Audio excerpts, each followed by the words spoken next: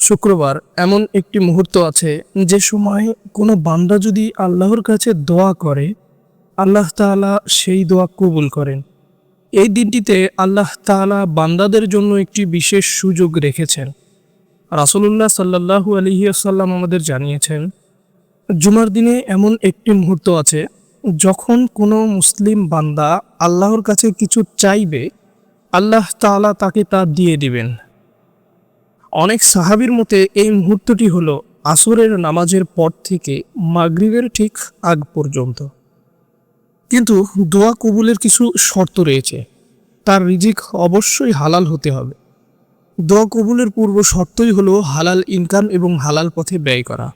ইবাদত একমাত্র আল্লাহর জন্যই হতে হবে। কোনো কিছু চাওয়া এবং পাওয়ার আকাঙ্ক্ষা আল্লাহর কাছে হতে হবে। কোনো কিছুর আশা একমাত্র আল্লাহর কাছেই করতে হবে। আল্লাহ ছাড়া কেউ সাহায্যকারী নেই, এই বিশ্বাস রাখতে হবে। মোট কথা, আল্লাহ তাআলার বিধি নিষেধ চলতে হবে। তাই জুমার দিনে আসরের পর থেকে মাগরিব পর্যন্ত বেশি বেশি দোয়া করুন, নিজের জন্য, পরিবারের জন্য, উম্মাহর জন্য।